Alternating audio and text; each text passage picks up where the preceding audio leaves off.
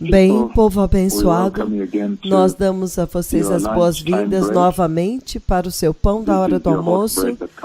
Este é o teu pão quente que vem na hora do almoço para te seguir até o seu local de trabalho, para te seguir na cidade, nos seus escritórios e para ministrar Jesus para vocês. E é por isso que é para mim uma grande honra vir até vocês nesta segunda-feira à tarde. Mas eu quero compartilhar com vocês algo durante o pão da sua hora do almoço, a mensagem importante do Senhor. E da última vez nós examinamos este aspecto de identificar a verdadeira igreja de Cristo. Nós olhamos uma conversa muito importante que o Senhor colocou nas Escrituras aqui a respeito de como identificar a verdadeira igreja de Cristo. E o próprio Senhor Jesus, foi Ele que escreveu no livro de João, capítulo 10, versículo 27, Ele diz: as minhas ovelhas ouvem a minha voz, eu as conheço e elas me seguem. Então, nós pegamos um único aspecto desta definição dos verdadeiros discípulos de Jesus e nós perguntamos: o que é que significa seguir a Jesus? O que significa seguir a Cristo? E nós vimos muito claramente na nossa definição do que significa seguir a Jesus. Nós usamos o exemplo que está em Mateus capítulo 4, 18 a 22, como que os discípulos, quando eles foram chamados, eles abandonaram 2 barcos cheios de peixes, eles abandonaram suas famílias, eles abandonaram suas vidas anteriores, os seus amigos, e eles começaram uma nova vida totalmente nova quando eles começaram a andar com Jesus, uma vida que agora é focada no eterno reino de Deus, uma vida que é focada no céu. Então, esta é uma coisa muito poderosa que o Senhor colocou lá para a igreja. É um momento muito poderoso que o Senhor coloca para a igreja, para que ela possa identificar e usar isto para fazer uma auditoria em si mesma, fazer uma auditoria espiritual. Eu estou realmente seguindo Cristo Jesus? Ele diz que para aqueles que seguem a Cristo Jesus, o Messias, eles o seguem e eles se apegam aos seus ensinamentos. Eles o amam. O seguir a Cristo te atrai em direção à justiça, te atrai para a santidade, porque você agora está andando com o próprio Messias. E seguir a Cristo Jesus te atrai para uma vida separada, faz você mais frutífero como cristão. E ele diz que quando você está seguindo a Cristo, ele diz no livro de Romanos capítulo 8:1, ele diz: portanto não há condenação para aqueles que estão em Cristo Jesus. Então nós vimos muito claramente que o reino de Deus não veio para nos servir. Quando ele trouxe o Evangelho antes da vinda do reino, nós sabemos que estamos indo para o grande reino de Deus, o eterno reino de Deus, mas por agora, Cristo está assentado do lado direito de Deus Pai, reinando sobre o reino espiritual que está nos nossos corações. Ele é o Rei, o Rei. E neste reino, nós somos os súditos, nós temos que servir este reino. Então nós vimos o que significa seguir a Jesus. Hoje, durante o seu pão da hora do almoço, eu vou abrir um novo aspecto, porque toda esta conversa começou no livro de Mateus, capítulo 7, versículo 21 a 22, quando ele disse muito claramente que no dia do juízo final, muitos virão a ele, dizendo: Senhor, Senhor, eu costumava fazer isto, mas ele diz: nem todo que me diz Senhor, Senhor, entrará no reino do céu, mas somente aqueles que fazem a vontade do meu Pai que está no céu. Então, bem aqui ele está dizendo que ele vai dividir o seu povo em 2. E ele está dizendo que nem todos aqueles que dizem que são cristãos, nem todos aqueles que dizem que são nascidos de novo, são de fato nascidos de novo. Então, ele continua dizendo, Novamente, Mateus 7, versículo 22. Muitos me dirão naquele dia: Senhor, Senhor, não profetizamos em teu nome, e em teu nome não expulsamos demônios, e em teu nome não realizamos muitos milagres?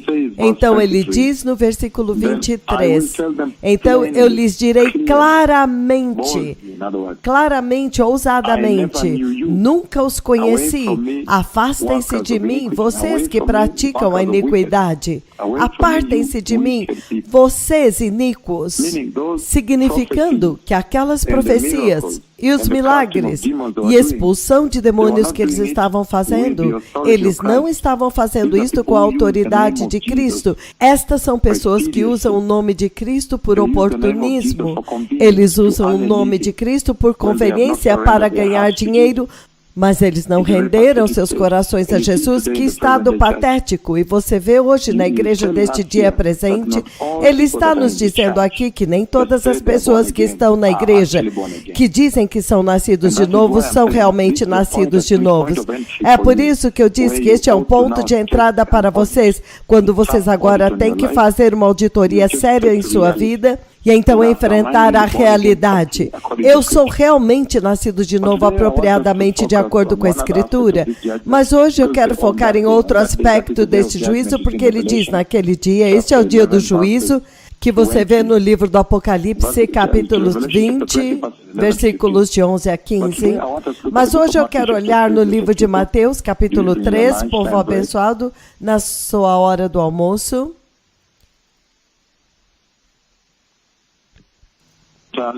Abram comigo em Mateus capítulo 3, povo abençoado. Isso é o que ele diz aqui. Mateus capítulo 3, eu vou ler o 11 e o 12. Aqui é João Batista falando. Ele diz: eu batizo vocês com água para o arrependimento, mas depois de mim vem um que é mais poderoso do que eu, cujas sandálias eu não sou digno de carregar. Ele os batizará com o Espírito Santo e com fogo. Então, versículo 12, que é a nossa escritura principal agora. Ele diz: ele traz a pá em sua mão e ele limpará a sua eira, juntando o seu trigo no celeiro, mas queimará a palha com fogo que nunca se apaga. Então, este é o juízo final do Senhor do qual João Batista estava falando. Quando João Batista deu esta escritura do versículos 11 e 12, ele essencialmente resumiu a Bíblia inteira, de Gênesis até o fim do Apocalipse. Ele essencialmente resumiu tudo, desde Gênesis até o fim do livro do Apocalipse. Porque ele está falando a respeito da vinda do Messias, que você vê em Gênesis capítulo 3, versículo 15. Ele está falando daquela vinda do Messias, que você vê, povo abençoado, em Gênesis capítulo 3, versículo 15, que eu vou ler agora.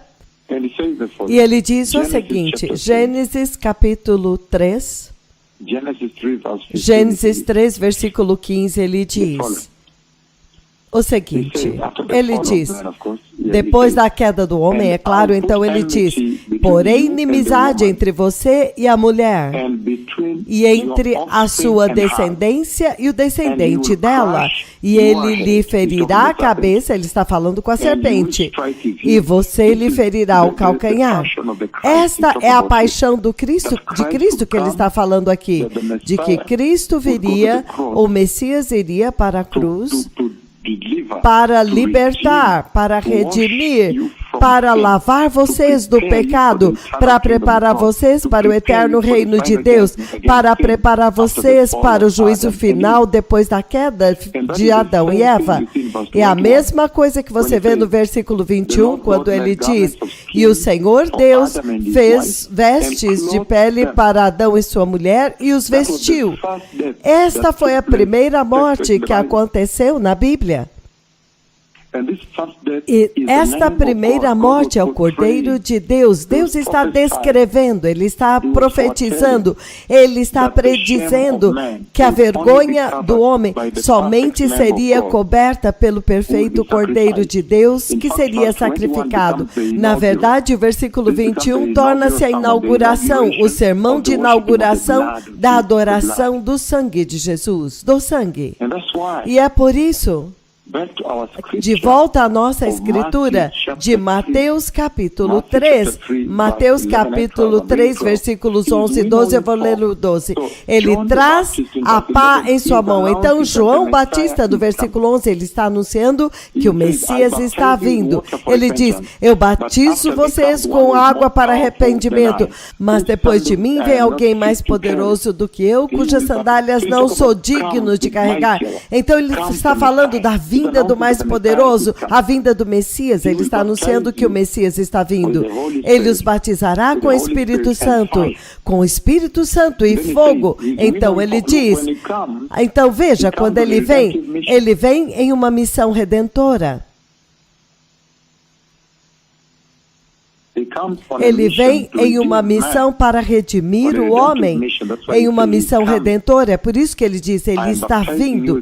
Eu estou batizando vocês com água para arrependimento, mas ele vem agora com o Espírito Santo para ajudar vocês, para que vocês creiam, para te salvar, para salvar a humanidade, para salvar a queda do homem. Esta salvação é salvar vocês do juízo final, do fogo do inferno, porque o salário do pecado é a condenação no inferno. Este é o significado de ser salvo, é ser salvo daquele fogo. Então você vê agora que ele diz, no versículo 12, que ele traz a pá em sua mão, e então repentinamente ele diz que ele vem em duas missões. Ele traz a pá em sua mão, que é o símbolo do juízo, o juízo de Deus, que você vê no livro do Apocalipse, capítulo 20, do 11 ao 15. Ele traz a pá em sua mão e ele limpará a sua eira, juntando o seu trigo no celeiro, mas queimará a palha com fogo que nunca se apaga. Então isto fala de separação. Ele está dizendo que ele está vindo agora para dar salvação, mas esta salvação que ele traz para vocês, no seu escritório, você sabia que a salvação que você tem exige um dever? Você está ciente que esta salvação faz com que você tenha o dever de observar as Escrituras, porque ele diz que ele está te dando uma salvação no versículo 11. Entretanto, no versículo 12, ele vai pedir contas para as pessoas. O que você fez com a salvação que eu te dei? Mas, essencialmente, ele está dizendo que o versículo 12 é o dia do juízo final. Esta é uma conversa contínua que nós estamos tendo sobre o dia do juízo final. O versículo 12 é o dia final do juízo. A conversa contínua, o tema contínuo que nós estamos tendo a respeito do último dia do juízo. E ele está dizendo que é importante que as pessoas vivam na terra nesta hora, sabendo que há um dia do juízo final que está vindo e você vai ter que se preparar para aquele dia. Esta é a razão pela qual o Senhor nos colocou para trombetear isto para vocês em uma base diária, para trombetear para vocês, para que vocês se esforcem, para se preparar, para que vocês possam entender o propósito daquela salvação que vocês têm.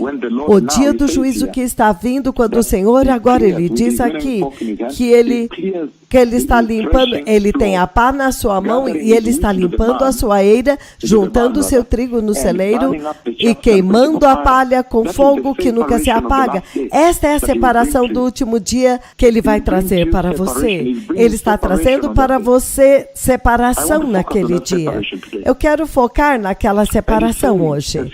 E ele está dizendo algumas coisas muito importantes, que ninguém pode escapar deste juízo, que ninguém vai escapar daquele juízo naquele dia. Ele está dizendo que todas as pessoas vão ter que ficar diante do Senhor e prestar contas de como eles viveram suas vidas na terra.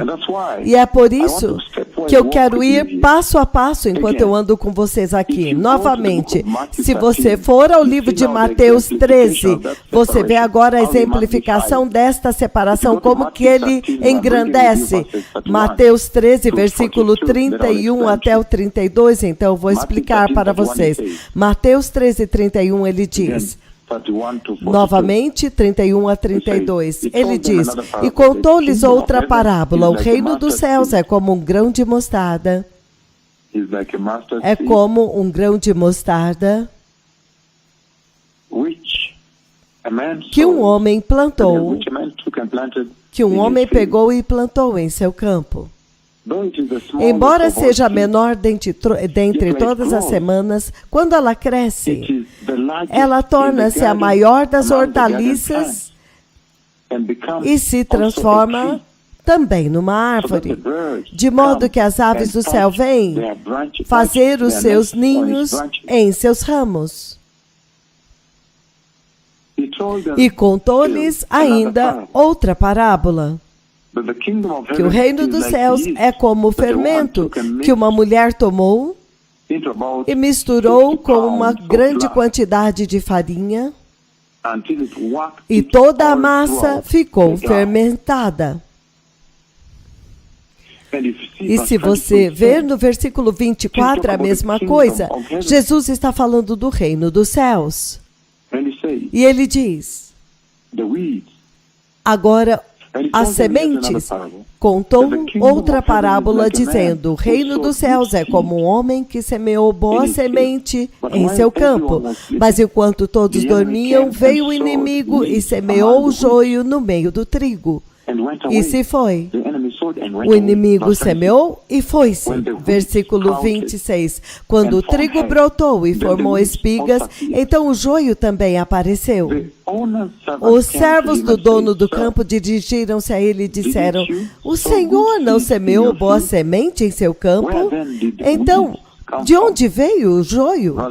Versículo 28, ele diz, o inimigo fez isto. Respondeu ele. Os servos lhe perguntaram, o Senhor quer que nós vamos tirá-lo? 29, ele respondeu, não, porque ao tirar o joio, vocês poderão arrancar com ele o trigo. Então, deixe que cresçam juntos até a colheita. Naquele tempo, eu direi aos encarregados da colheita, primeiro juntem o joio, amarrem-no em feixes para ser queimado no fogo inextinguível. Depois, juntem o trigo e guardem-no no meu celeiro. Então, é disto que Jesus que está falando, é a mesma conversa que João Batista estava falando antes, a respeito do dia do juízo final, a separação. Será um terrível dia de separação. Eu sei que você ama os seus amados, você anda com eles, mas cada um ficará diante do Senhor sozinho, e famílias serão separadas totalmente. E esta separação vai começar já no arrebatamento da igreja. O arrebatamento que o Senhor nos enviou para anunciar para as nações da terra. O arrebatamento de que eu vi a vinda do Messias, que o Senhor nos mostrou e nos enviou a vocês, para que vocês possam se preparar em santidade e em justiça. É aqui onde vai começar esta separação. Mas ele diz aqui, se você ler muito claramente o que ele está dizendo aqui, no livro de Mateus 13, ele está falando do reino de Deus em muitas parábolas. Então ele diz esta do joio. Ele está dizendo que o joio e o trigo cresceram juntos. Então havia temor que se você tentasse arrancar o joio, você arrancaria o trigo também, a boa planta também, significando que as suas raízes estão entrelaçadas lá embaixo, debaixo do solo. As raízes deles misturaram, se juntaram. Elas se entrelaçaram umas nas outras. Então, se você tentasse arrancar o joio, você também arrancaria a boa planta, o trigo. E isto é uma coisa muito séria, porque o Senhor está dizendo que há dois tipos de pessoas nesta terra. Há os filhos de Deus e há os filhos de Satanás. Esta é uma declaração muito séria que o Senhor está fazendo para vocês lá nos seus escritórios, em suas casas. Talvez você seja um pescador ou um fazendeiro, ou um médico, de onde quer que você esteja me ouvindo durante este horário da hora do almoço. O Senhor está dizendo coisas muito sérias aqui. Ele está dizendo, não, os filhos de Deus agora estão misturados com os filhos de Satanás, eles vão nas mesmas escolas, eles comem nos mesmos restaurantes, entram nos mesmos transportes públicos, trabalham no mesmo escritório, até mesmo nos lares, eles estão misturados lá. Ele diz que há dois tipos de humanidade quando ele diz a descendência da mulher estará lutando, terá um conflito eterno e perpétuo contra a descendência da serpente, significando que haverá duas linhagens, mas que agora não serão serpentes, serão seres humanos, como Caim e Abel, quando Abel representa aqueles que são fiéis a Cristo, e Caim representa aqueles que são possuídos pelo diabo e estão executando a agenda dele. Eles estão executando a agenda de Satanás na terra, e onde quer que você esteja trabalhando, você pode claramente ver do que é que eu estou falando, que agora mesmo na terra há dois tipos de pessoas, aqueles que honram Jesus, amam Jesus, avançam pela causa do Evangelho, entretanto tem aqueles que lutam contra Jesus, odeiam Jesus, não gostam de Jesus, e eles estão sempre tentando frustrar a causa do Evangelho.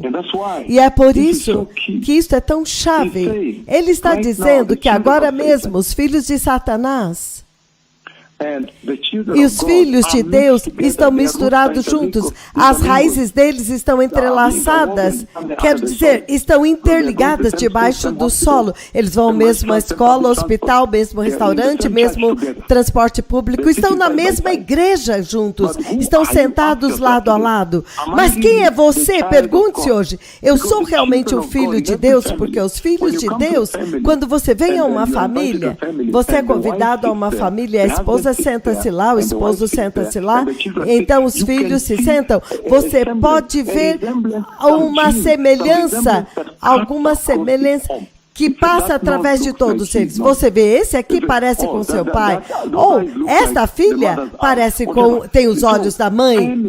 Então, a família, ela tem uma característica que eles compartilham. Então pergunte-se a si mesmo, eu estou vestindo, estou usando a característica de Cristo nesta família de Cristo? Naquele escritório, quando as pessoas olham para você, eles veem Cristo, porque Ele está dizendo, caso contrário, haverá um terrível dia de separação. O dia do julgamento é um terrível dia de separação, porque Ele diz no versículo 29 de Mateus 13, Ele diz, não, porque quando você tirar o joio, vocês poderão arrancar com ele o trigo. Deixe que cresçam juntos até a colheita. Naquele tempo, eu direi aos encarregados da colheita, juntem primeiro o joio, amarrem-no em feixes para ser queimados. Depois, juntem o trigo e guardem-no no meu celeiro, no meu reino. Esta é uma conversa muito séria que o Senhor está tendo com vocês hoje, a grande separação. E quando você lê em Mateus 3, que nós lemos, que João Batista está anunciando que o Messias está vindo com a sua pá e que ele vai limpar a sua eira muito bem. Ele vai limpar muito completamente. Então você pode imaginar a eficácia do seu trabalho, da sua missão. Ele está dizendo que ele vai limpar a eira. Então, isto fala a respeito de quão completa será a missão do Messias quando ele vem. Então, quão completo será o julgamento dele, que toda a palha será removido, vai ser amarrado e queimado com fogo inextinguível. Isso significa inferno, lançado no inferno. Aqueles que praticam a iniquidade, ele diz que o Messias virá com seus anjos e eles irão separar os que praticam a iniquidade, aqueles que causam problemas, aqueles que quebram a lei, os obreiros da iniquidade, e vai removê-los do meio do seu povo. Esta escritura resume, Mateus 3, versículo 12, ele diz, resume a Bíblia inteira de Gênesis a Apocalipse. Ele está nos dizendo que quando o Messias vier para separar a palha do trigo, ele diz essencialmente que no dia final do juízo será um dia tremendo de separação, separação de mãe e filha, separação de pai e filho, separação de amigos e amigos, uns dos outros. E é por isso que nós vemos no livro de Mateus 22, se você tiver a oportunidade de abrir no livro de Mateus 22, ele está enfatizando esta separação. Novamente ele diz, do versículo 1, novamente Jesus falou-lhes em parábola dizendo que o reino de Deus se aproximava, era como um rei que preparava um banquete de casamento. Ele está tentando trazer essa mensagem do banquete para eles, para que eles pudessem se preparar. Tudo é focado no reino. Jesus estava sempre focado na mensagem do reino, de preparar um povo para o reino. E aqui você vê muito claramente que há um convite que é enviado para que as pessoas virem, aqueles que rejeitam a salvação. Ele diz que eles serão separados daqueles que aceitaram a salvação. E eu quero te surpreender que entre aqueles que foram separados para juízo, para o fogo do inferno, para serem condenados para sempre, haverá alguns cristãos. Então, novamente, esta separação que ele está enfatizando aqui, ele diz no versículo 13, então o rei disse aos seus servos, amarrem-lhe as mãos e os pés e lancem-no para fora nas trevas, ali haverá choro e ranger de dentes. Isto é o inferno, dentro do inferno, que é o juízo eterno, e não tem como voltar, não tem como apelar novamente. Versículo 14, ele diz, pois muitos são chamados, mas poucos são escolhidos. Porque muitos são chamados, convidados, mas poucos são escolhidos. Novamente, ele está dizendo que agora os filhos de Deus estão vivendo lado a lado juntos com os filhos de Satanás. Eles estão vivendo juntos na terra, juntos, lado a lado. E ele diz que Jesus vai juntar todas as nações antes dele separá-los. É disso que ele está falando aqui. Que ele vai juntar o seu trigo no celeiro, ele também vai queimar a palha com fogo inextinguível. É a separação da mãe do filho, da mãe da filha, do pai da filha ou do filho. E ele diz que ninguém pode evitar este juízo. Você está ciente nesse escritório onde você trabalha? Porque algumas vezes você passa mais tempo, a maior parte da sua vida, no seu local de trabalho, e é ali onde o diabo te segue com pecado, cobiça dos olhos. Você fica olhando como que as outras mulheres não estão bem vestidas. Não se preocupe com elas. Um dia ela vai encontrar o evangelho, ou se não encontrar, ela irá para o inferno. Então, por que você iria para o inferno? Por causa de alguém. E quando você olha o livro de Mateus 24, a mesma coisa, ele está enfatizando a mesma coisa. Mateus 24, 36, ele diz isto. Mas a respeito daquele dia e hora, ninguém sabe, nem os anjos dos céus, nem o Filho do Homem, mas somente Deus Pai. Assim como foi nos dias de Noé, assim também será na vinda do Filho do Homem. Pois nos dias anteriores ao dilúvio, o povo vivia comendo e bebendo, casando-se e dando-se em casamento, até o dia em que Noé entrou na arca. E eles não perceberam nada até que veio o dilúvio e os levou a todos. É assim como acontecerá na vinda do Filho do Homem. Então, novamente, ele está falando que toda a terra será separada, da mesma forma como foi nos dias de Noé. No tempo de Noé, Noé foi salvo com a sua família, eles foram separados do resto da terra. E o resto foi julgado. Eles agora estão esperando para serem lançados no inferno, no lago de fogo. Entretanto, ele diz aqui muito claramente que a mesma coisa vai acontecer na vinda do Messias, no dia final. Veja o que ele diz mais para frente no versículo 40. 2 homens estarão no campo, um será levado e o outro deixado. Veja esta separação. A separação que acontece quando o Messias chega. 2 mulheres estarão trabalhando no moinho, uma será levada e a outra deixada. Novamente a mesma coisa. Fala a respeito de separação.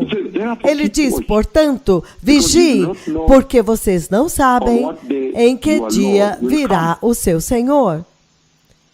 Então, é uma advertência tão grande, povo abençoado, enquanto vocês trabalham no seu escritório.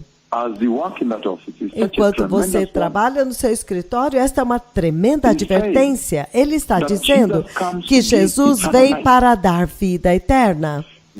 Jesus vem para dar vida eterna, para te salvar, porque você vê que o trigo que representa os crentes, eles são salvos, eles são separados daquele fogo.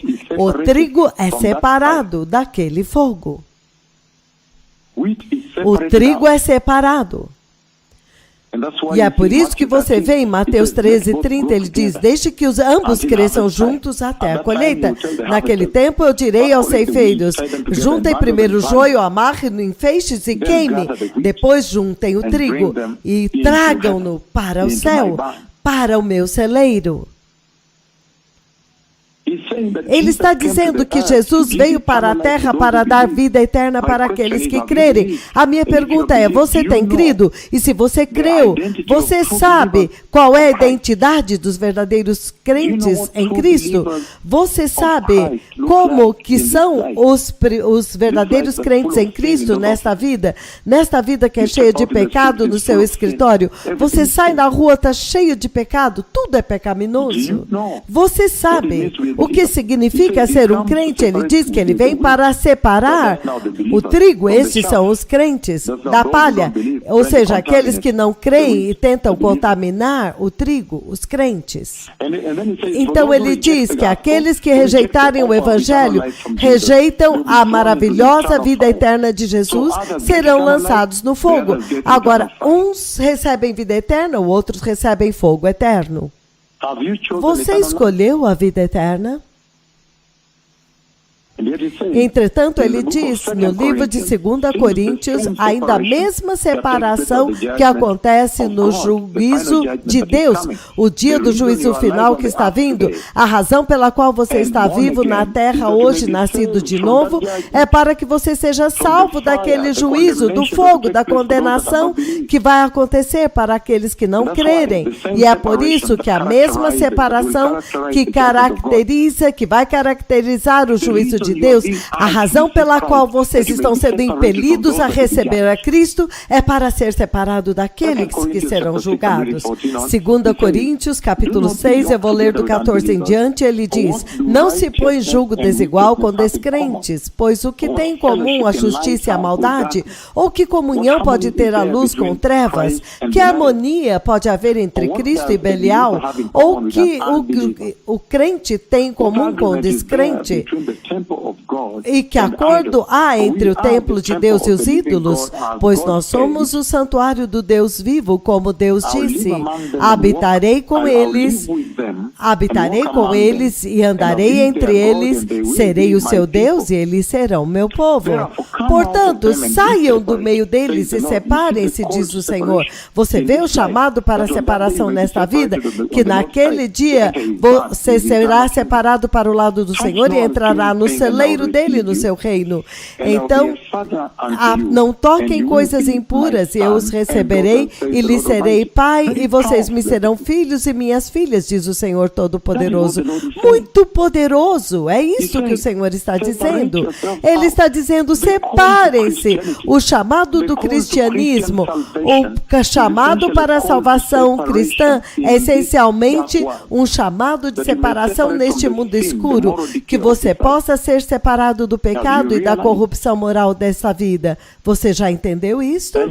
E ele diz que aqueles que aceitam o convite eles serão abençoados para entrar no eterno reino de paz, no reino de Deus, onde nunca mais haverá nenhum outro juízo estabelecido para eles. Eles vão desfrutar para sempre na presença de Deus, adorando a Deus.